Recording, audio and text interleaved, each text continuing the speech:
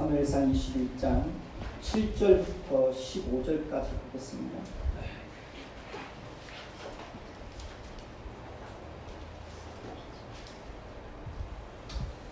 제가 먼저 읽겠습니다.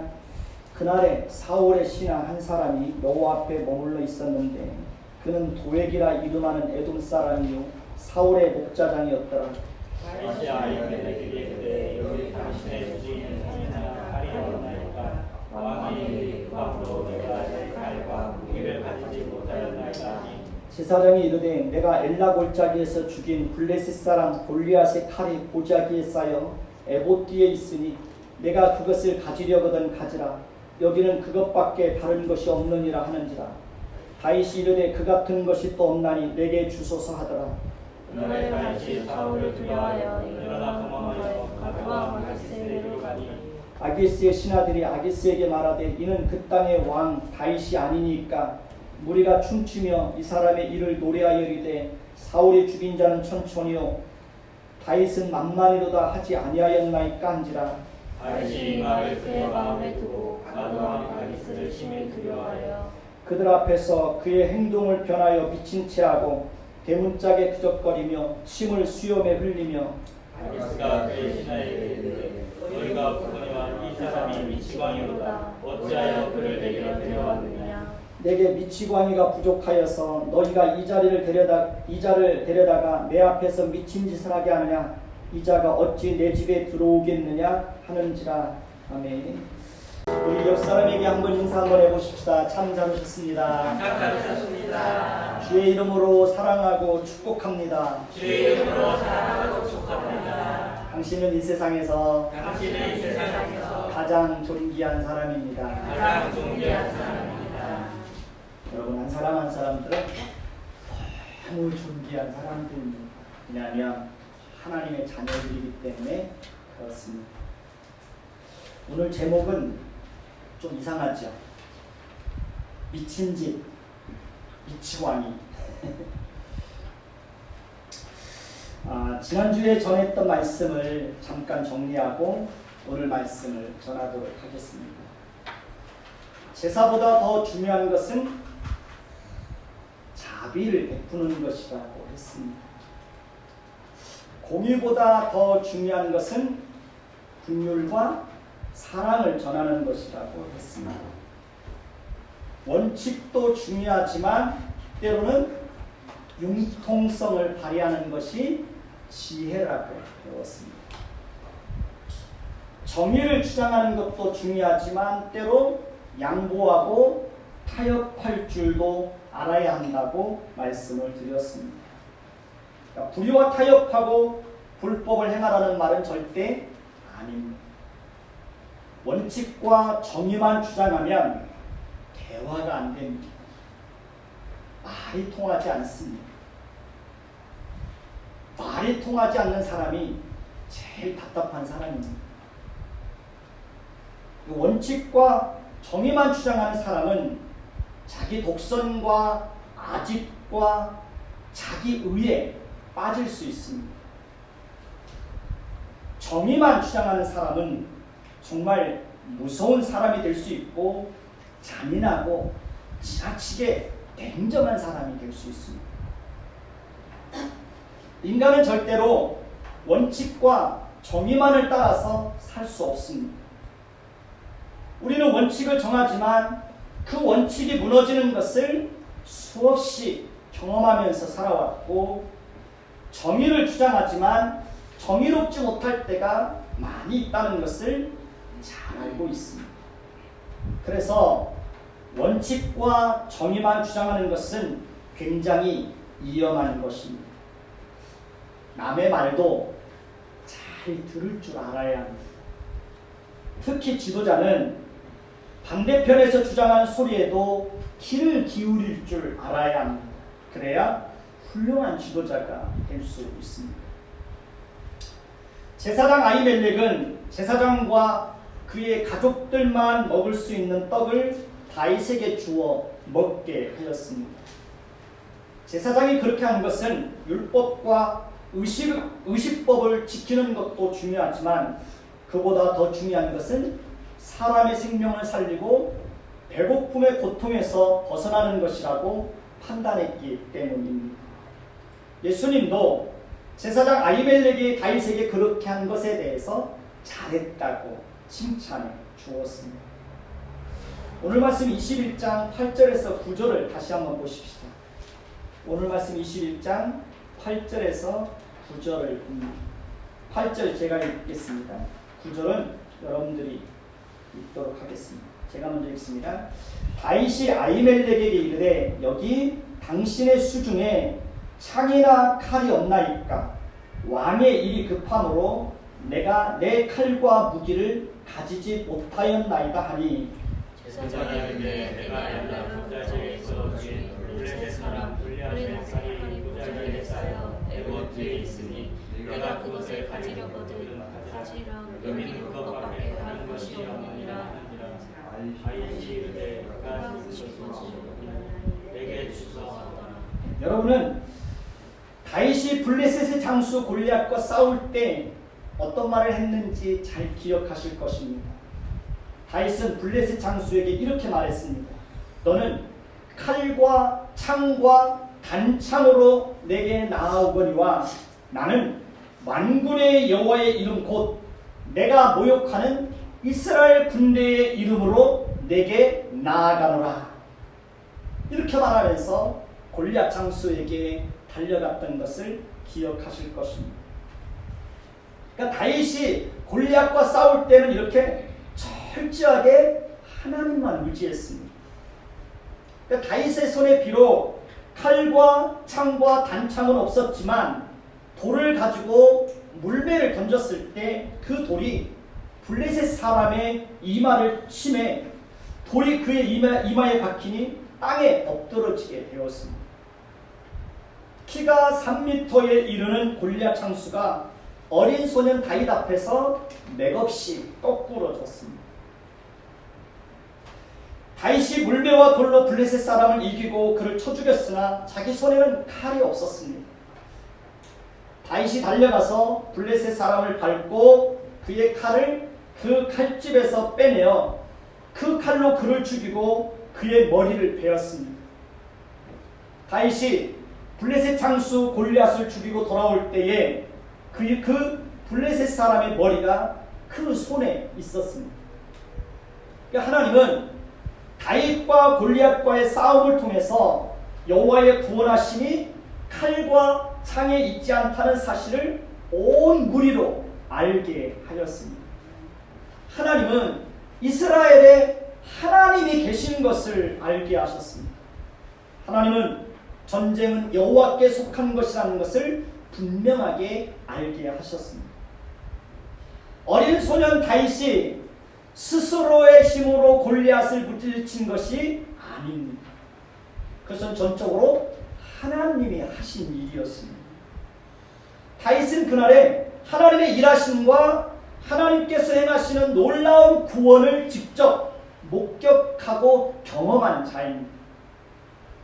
그러니까 다윗은 칼과 창을 의지해서 싸우는 것이 얼마나 헛된 것인지를 분명하게 경험하였습니다.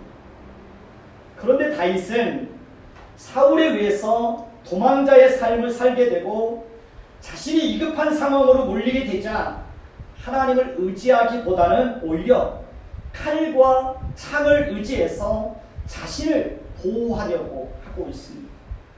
그래서 그는 제사장에게 혹시 당신의 수중에 창이나 칼이 있으면 그것을 달라고 요청을 합니다. 왕의 일이 급하기 때문에 자신이 칼과 무기를 가지지 못하였다고 거짓말을 합니다.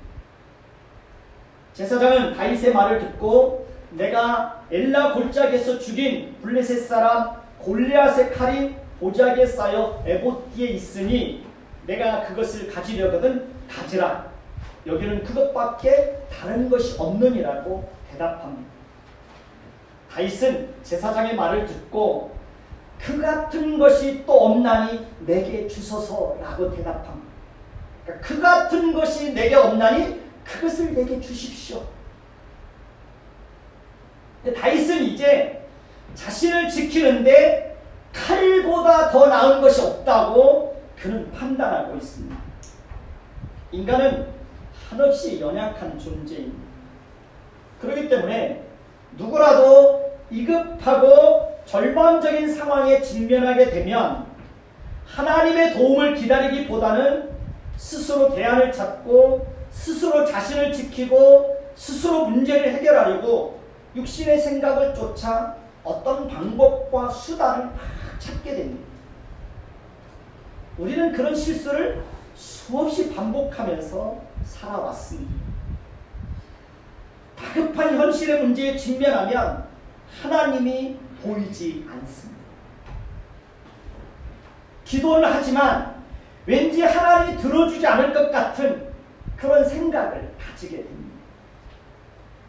하나님이 전능하신 하나님이라는 것을 알지만 왠지 하나님께서 내 어떤 고통 속에 개입하지 않으실 것 같은 그런 생각에 불안하고 두려운 마음이 드는 것이 사실입니다. 결정적으로 하나님의 때를 알 수 없다는 것이 더 마음을 조급하게 만듭니다. 하나님의 약속의 말씀을 읽는데 현실은 말씀이 이루어지기에는 너무 멀어 보이고 불가능하게 보입니다. 우리는 말씀과 현실 앞에서 항상 고민하고 갈등하고 때로 낙심하고 절망에 빠지기도 합니다.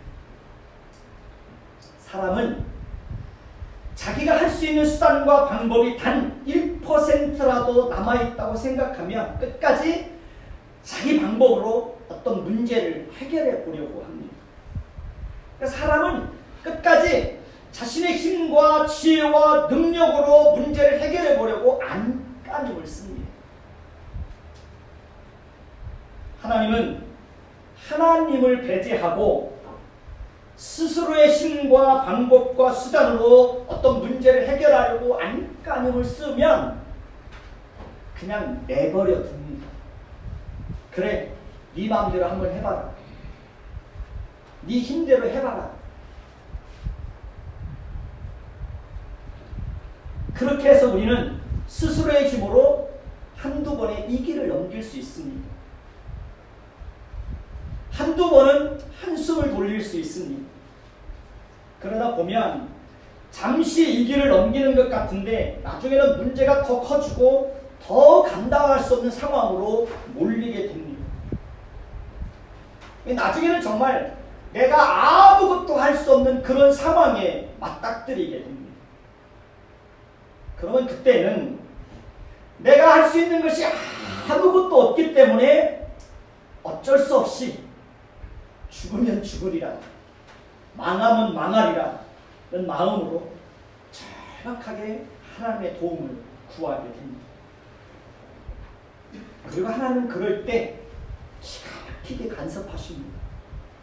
그리고 하나님께서 위기에서, 고난에서, 고통에서 건져주시는 일을 하십니다. 저는 지금까지 살면서 그런 경험을 참 많이 했습니다. 내가 아무것도 할 수 없을 때, 사방이 꽉 막혔을 때 하나님 그 상황 속에 간섭하셔서 문제를 해결해 주시는 그런 은혜들을 끊임없이 베풀어 주셨습니다. 하나님은 우리가 하나님을 배제하고 우리 마음대로 결정하고 판단했다고 해서 그냥 내버려 두시는 분이 아닙니다. 하나님은 긍휼과 자비가 풍성하신 분이십니다.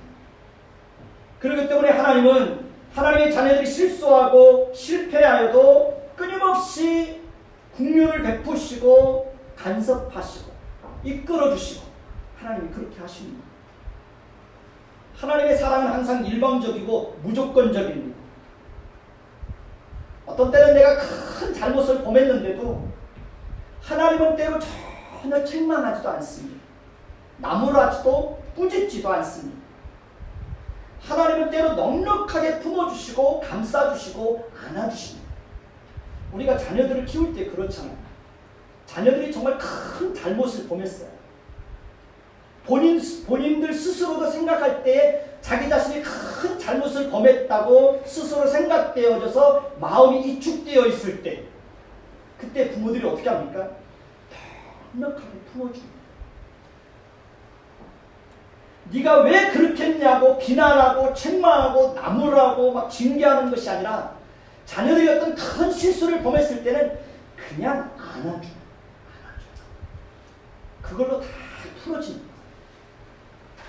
하나님도 그러십니다. 우리가 큰 잘못을 범했는데 하나님이 나무라 하지도 책망하지도 않아요. 아브라함의 생애를 보면 그래요. 아브라함이 정말 죽을 죄를 지어요. 근데 하나님이 아무 말도 안 하세요. 이것이 하나님의 마음입니다. 여러분도 가족이나 자녀들이 정말 큰 잘못을 범했을 때 뭐라고 하지 마시고 그냥 넉넉하게 품어주세요. 그렇게 해서 자녀들을 위로해 주세요. 그래야 자녀들이 그 속에서 다시 일어날 수 있어요. 야단치고 책망하고 그러면 자녀들이 더 무너져요. 그냥 품어주세요. 우리는 다윗이 칼만 있으면 된다고 생각했던 것처럼 우리는 때로 돈만 있으면 다 된다고 생각합니다. 돈이 있으면 돈이 우리의 미래와 운명과 행복과 안전을 책임진다고 생각합니다. 돈만 있으면 아무 걱정 없이 살 수 없다고 생각합니다. 돈보다 더 나은 것이 없다고 생각합니다. 돈이 최고라고 생각합니다.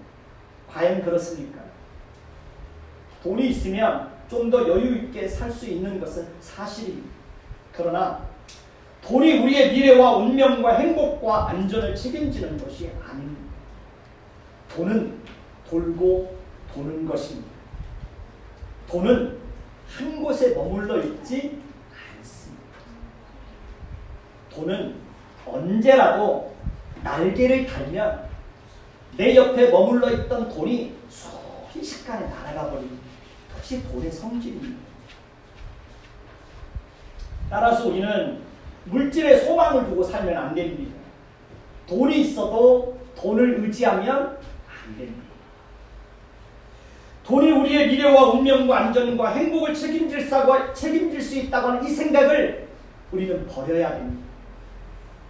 물질을 움켜쥐려고 하면 안 됩니다. 돈을 사랑하면 안 됩니다. 정말 훌륭한 그리스도인은 돈이 있어도 절대로 돈을 사랑하지 않고 돈을 의지하지 않고 돈을 움켜쥐려고 하지 않고 물질을 바르게 사용하는 사람입니다. 작은 것이라도 나누고 베푸는 것을 통해서 하나님의 축복의 통로가 되고 하나님의 긍휼과 자비의 통로가 되게 하는 것, 그 사람이 정말 훌륭한 그리스도인입니다. 그러니까 돈이 있어도 절대로 물질의 마음을 빼앗기지 않고 돈이 있다는 것 때문에 하나님을 멀리하지 않고 돈이 있음에도 불구하고 철저히 하나님만 바라보고 하나님만 의지하고 사는 사람, 그 사람이 가장 멋있는 그리스도인입니다. 다윗처럼 한때 철저하게 하나님을 의지하다가 하나님이 아닌 물질이나 권력이나 사람을 의지해서 사는 사람들이 많이 있습니다. 가난하고 힘들게 살 때 하나님을 성실하게 의지하고 살다가 가난에서 벗어나고 안정된 삶을 살게 되면 그것 때문에 하나님을 멀리하고 사는 사람들이 많이 있습니다. 한때 겸손하게 살던 사람이 안정된 직장을 갖게 되고 사회적 지위와 성공을 거두게 되면 교만해서 가난하고 지위가 낮은 사람들을 무시하는 사람들이 있습니다. 성숙한 인격을 가진 사람은 지위가 높아질수록 더 겸손하고 사람들이 군림하려고 하는 것이 아니라 더 낮은 자리에서 더 많은 사람들을 섬기려고 합니다. 그런 사람은 모든 사람들이 다 존경하게 됩니다. 다윗은 칼과 창이 있으면 자신의 안전과 생명을 스스로의 힘으로 지킬 수 있다고 그렇게 생각을 했습니다. 다윗은 자신의 생명과 안전을 지키는 데에는 칼과 창보다 더 나은 것이 없다고 생각했습니다. 그러나 막상 자신이 죽인 골리앗의 장수의 칼과 창을 가지게 되었지만 여전히 사울에 대한 불안감과 두려움을 떨쳐버릴 수가 없었습니다. 그래서 다윗은 사울을 두려워하여 일어나 도망하여 국경을 넘어 망명을 하게 됩니다. 다윗은 블레셋의 한 성읍인 가드왕 아기스에게로 들어갑니다. 다윗은 그곳이 가장 안전할 것이라고 생각했습니다. 다윗은 자신을 죽이려고 하는 사울의 손에서 자신이 완전히 벗어났다고 그렇게 생각했습니다. 다윗은 가드왕 아기스에게로 들어가면 그가 자신의 생명과 안전을 지켜줄 거라고 그렇게 생각했습니다. 그러나 그것은 다윗의 착각이었습니다. 블레셋은 이스라엘을 끊임없이 괴롭힌 민족입니다. 블레셋은 이스라엘에게는 원수 중에 원수의 나라입니다. 그리고 다윗이 죽인 골리앗은 가드 출신입니다. 다윗은 자신의 목숨을 지키기 위해서 호랑이 굴 속에 들어간 그런 격이 된 겁니다. 다윗이 가드왕 아기스에게로 들어갔을 때 아기스의 신하들이 다윗의 정체를 순식간에 알아버립니다. 그들은 다윗이 이스라엘의 왕이 될 자라는 사실을 알고 있었습니다. 그들은 다윗이 블레셋과의 전쟁에서 골리앗 장수를 물리치고 돌아올 때 무리가 춤추며 다윗에 대하여 노래하기를 사울이 죽인 자는 천천히요 다윗은 만만히로다 라고 한 사실을 잘 알고 있었습니다. 가드왕 아기스의 신하들은 왕에게 그 사실을 곧바로 알립니다. 다윗은 가드왕 아기스의 신하들이 자신에 대해서 왕에게 말하는 것을 듣고 신하들이 왕에게 한 말을 마음에 두고 가드왕 아기스를 심히 두려워하게 됩니다. 다윗이 정말 큰 위기에 처하게 되었습니다. 다윗은 자신이 죽음의 위기에 빠지게 된 것을 알고 그들 앞에서 갑자기 그 행동을 변하여 미친 채하고 대문짝에 그적거리며 침을 수염에 흘리고 있습니다. 다윗은 자신이 그 상황에서 벗어날 수 있는 유일한 길은 미친 사람처럼 행동하는 것이라고 생각했습니다. 다윗은 미친 짓을 해서라도 자신이 그 상황에서 벗어날 수 있다면 그렇게 행동해야 된다고 스스로 판단한 겁니다. 다윗이 그렇게 갑작스럽게 행동을 변하여 미친 채하고 대문짝에 몸을 그적거리며 침을 수염에 흘리고 있는 모습을 본 아기스가 그의 신하들에게 이렇게 말합니다. 너희도 보거니와 이 사람이 미치광이로다. 어찌하여 그를 내게로 데려왔느냐? 내게 미치광이가 부족하여서 너희가 이 자를 데려다가 내 앞에서 미친 짓을 하게 하느냐? 이 자가 어찌 내 집에 들어오겠느냐? 라고 하면서 신하들을 책망하고 다윗을 내쫓는 것을 봅니다.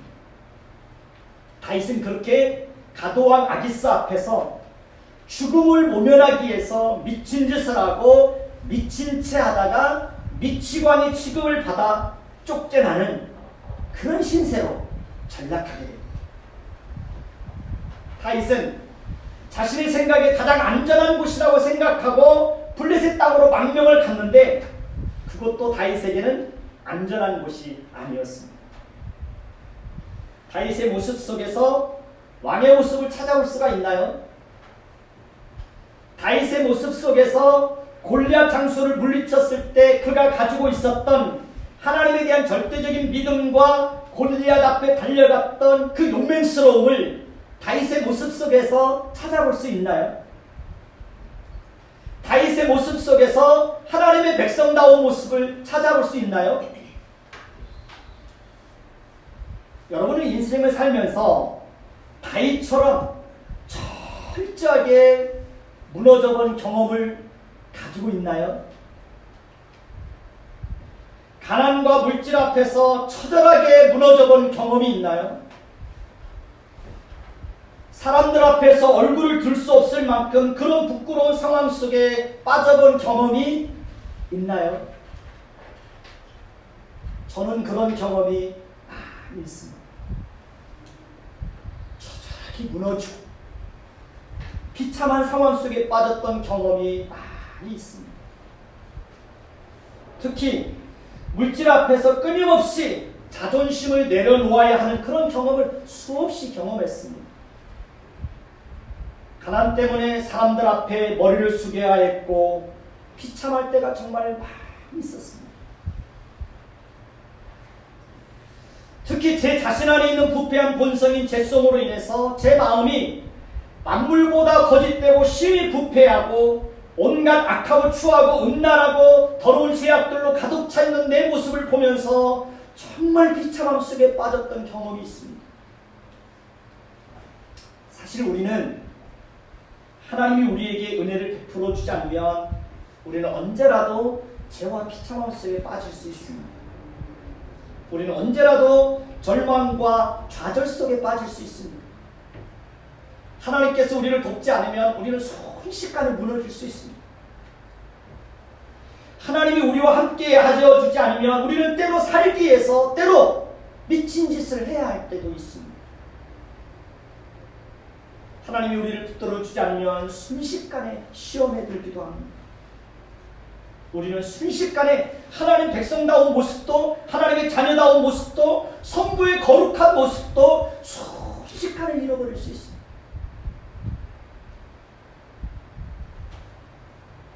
우리는 살기 위해서 때로 사람에게 도움을 구해야 될 때도 있습니다. 그리고 우리는 그 속에서 거절의 아픔과 상처를 겪게 됩니다. 따라서 우리는 끊임없이 하나님의 은혜를 구해야 합니다. 하나님을 의지하고 하나님께 도움을 구해야 합니다.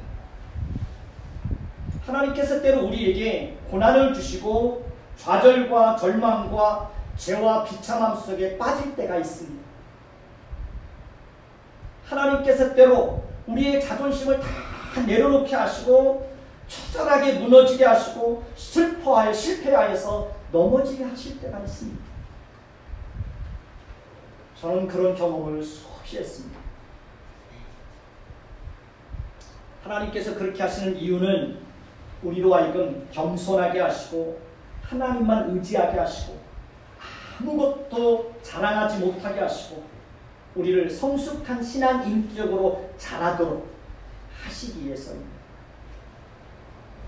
하나님을 만나게 하시고 우리를 더욱 거룩하고 순결한 백성이 되게 하시기 위해서입니다.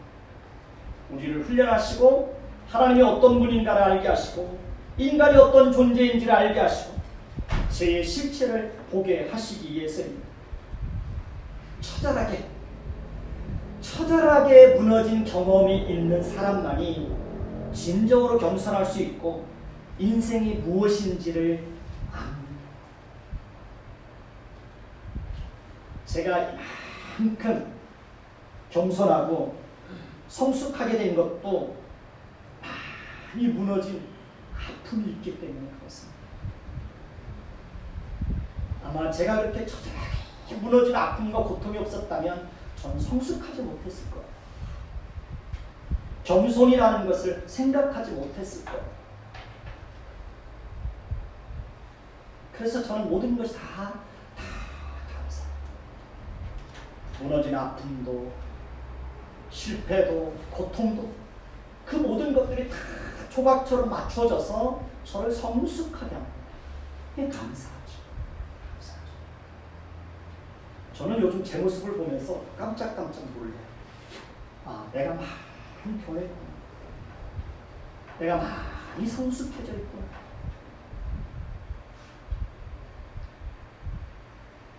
저희 집사람도 인정을 해요.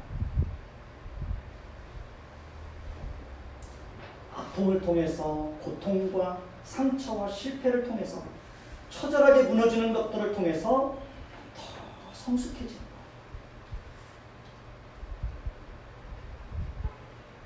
우리에게 아픔과 상처와 실패가 있다면 우리는 그것을 더 승화시켜서 더 많은 사람을 이루하고 더 많은 사람들을 품에 안아줄 수 있어야 합니다.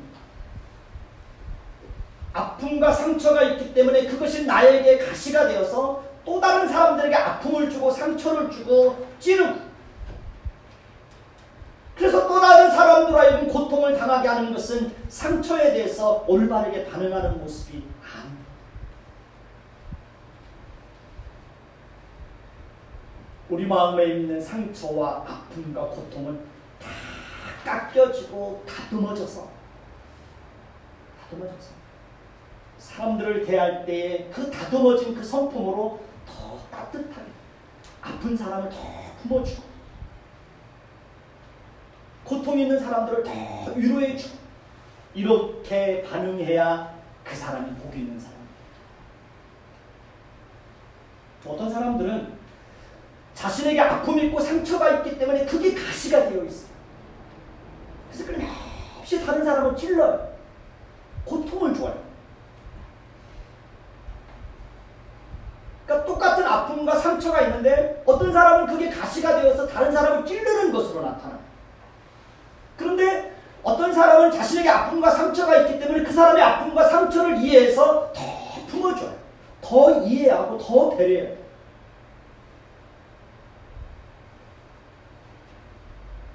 저도 아픔과 상처가 많은 사람이에요.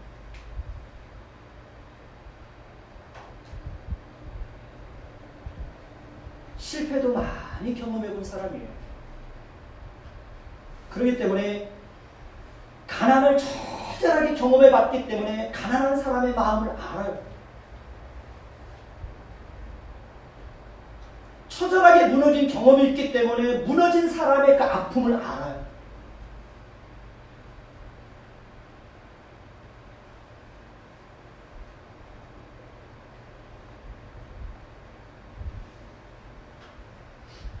다윗은 처절하게 무너지는 왕으로 세움을 입은 사람이 자신의 목숨을 구하기 위해서 미친 듯 하는 거예요.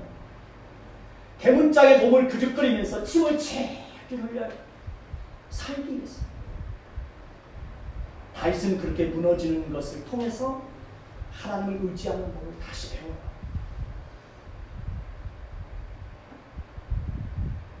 그리고 더 성숙해져요.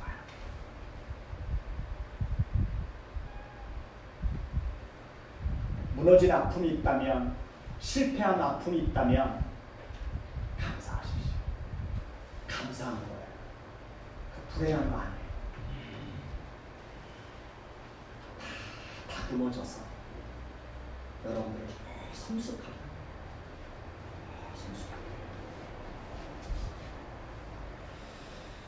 한번 따라해서 봅시다. 저를 지켜주시는 분은 하나님 한 분밖에 없습니다. 제가 의지할 수 있는 분은 오직 하나님 한 분밖에 없습니다. 이것이 우리의 신앙 고백의 내용이어야 됩니다. 기도하겠습니다. 하나님, 혹시라도 우리가 과거에 이런저런 이유들 때문에 처절하게 무너지고 자존심을 내려놓아야 되고 비참한 상황 속에 처했던 그런 경험이 있다면 그것이 마음의 상처로만 남아있지 않도록 하나님께서 성도들의 마음을 만져주세요. 하나님이 위로해 주세요. 그래서 그것이 가시로 남아있지 않고 잘 꺾여지고 다듬어져서 또 다른 아픔과 상처가 있는 사람이 있다면 넉넉하게 품어줄 수 있는 그런 하나님의 사람들이 될 수 있도록 하나님 은혜를 베풀어 주세요. 성도들에게 하나님의 위로가 있고 하나님의 긍휼이 있고 그래서 하나님의 위로와 하나님의 긍휼을 베풀 수 있는 그런 축복의 통로가 될 수 있도록 주여 도와주옵소서. 하나님만이 우리 도움이시오. 하나님만이 우리가 의지할 수 있는 유일한 분이심을 늘 인정하고 고백하며 하나님이 아닌 다른 것을 내 힘으로 삼고 그것을 의지하며 살아가려고 하는 그런 모든 생각들을 하나님 앞에 내려놓을 수 있도록 도와주세요. 내가 움켜쥐려고 하는 것이 있다면 그것을 내려놓을 수 있도록 그리고 하나님 앞에 우리의 마음을 드릴 수 있도록 도와주세요. 예수 그리스도의 이름으로 감사하며 기도드립니다. 아멘.